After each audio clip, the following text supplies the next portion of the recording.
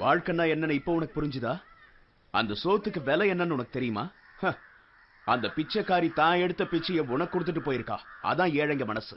அந்த நாகம்மா உன் பேர்ல சொத்து இல்லைன்னதும் உன்னை தூக்கி எரிஞ்சிட்டா. அதான் பணக்காரங்க மனசு. இந்த வித்தியாசம் உனக்கு தெரியணுங்கிறதுக்காக தான் உன்னை இந்த நிலைமையில நிக்க வச்சேன். இப்ப வாழ்க்கைன்னா என்னன்னு உனக்கு நல்லாவே புரிஞ்சிருக்கும். இந்த சோத்தை திங்கிற நிலைமை இன்னும் உனக்கு வரல. எழுந்துரு, வாயன் கூட.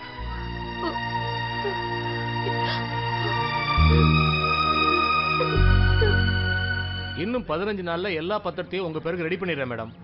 திடீர்னு அந்த மாயா வந்து பங்கு கிங்குன்னு கேட்டானா மொத்தத்தையும் கொடுத்துட்டு நடுத்தருவில் உட்கார வேண்டியதான். இந்த கிழவன் சொல்றத நம்பிக்கிட்டு சொத்தெல்லாம் உங்க பேர்ல இருக்குன்னு நினைக்கிறீங்களா? இவன் நல்லா காக்கா படிக்கிறான். என்னடா மாமா சொல்ற? என்னத்த சொல்றது, படிங்க. இத படி.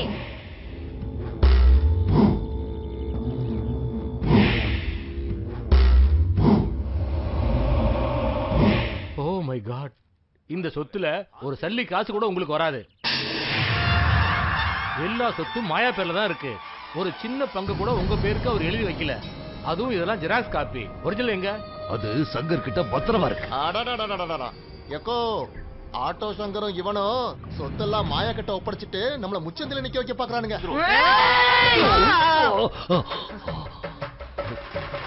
எல்லாம் ஒன்னாலதான்டா. என்ன வாழ்க்கை பூரா வேலைக்காரியோ இருக்க வச்சுட்டியடா.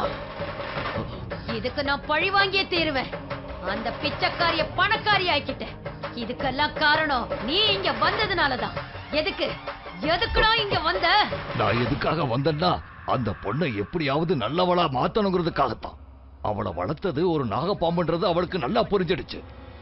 நம்ம முதலாளியோட ஆசைப்படி அந்த சொத்து பத்திரத்தை அவள்கிட்ட கொடுக்கறதுக்காகத்தான் நான் அந்த ஊருக்கு வந்தேன். அப்போ மாயாவோட ரூபத்தை நான் பார்த்தேன். சொத்து பத்திரத்தை கொடுக்க இது சரியான நேரம் இல்லைன்றதை தெரிஞ்சுக்கிட்டேன். அந்த சொத்தெல்லாம் அந்த நேரத்தில் அவளுக்கு கிடைச்சிருந்தா அதெல்லாம் வீணா போயிருக்கும். இப்ப என்ன செய்யலான்ற ஒரே குழப்பத்தில் இருக்கும் போதுதான் நான் சங்கரை பார்த்தேன். சங்கர் மாயாவை அடக்கியதையும் நான் பார்த்தேன். மாயாவோட எல்லா உண்மைகளையும் நான் அவங்கிட்ட சொன்னேன்.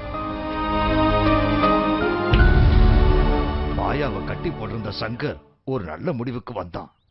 உங்களுக்கெல்லாம் புத்தி வரணுங்கிறதுக்காகத்தான் வாயால மாயாவுக்கு எந்த சொத்தும் இல்லைன்னு பொய் சொல்ல வச்சான். உன்னோட உண்மையான சொரூபம் தெரியறதுக்காகத்தான். தெரிஞ்சதுனால என்ன ஆயிட போகுது? என்ன இருந்தாலும் மாயா நான் வளர்த்த பொண்ணு. நான் கிழிக்கிற கோட்டாவை தாண்ட மாட்டா. பாத்துக்கிட்டே இரு. உன் கண்ணு முன்னாலேயே அவ சொத்து பூரா என் பேருக்கு எழுதி வைக்க போறா. அவளை செய்ய வைப்ப. அதெல்லாம் இந்த ஜென்மத்துல நடக்காது. அவ அப்பா அம்மாவை நீ கொலை பண்ணன்ற விஷயம் அவளுக்கு தெரிஞ்சிடுச்சு. ஓ நிழல கூட அவ பார்க்க விரும்ப மாட்டான். எவ்வளவு பணம் வேணாலும் தர. என் புருஷ சொத்து எனக்கு வரணும். அதுக்கு என்ன செய்யணும் சொல்லு. அந்த மாயாவை தீர்த்து கட்டிடுங்க.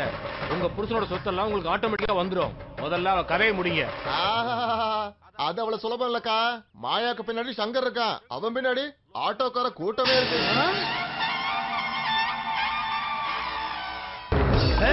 வேண்டாங்க, ஐயோ வேண்டாங்க, ஐயோ வேண்டாங்க, விட்டுருங்க,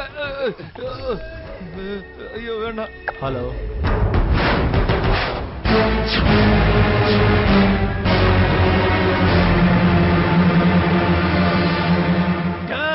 எல்லாரும் சென்னைக்கு போனோம். கிளம்புங்கடா, வாங்கடா.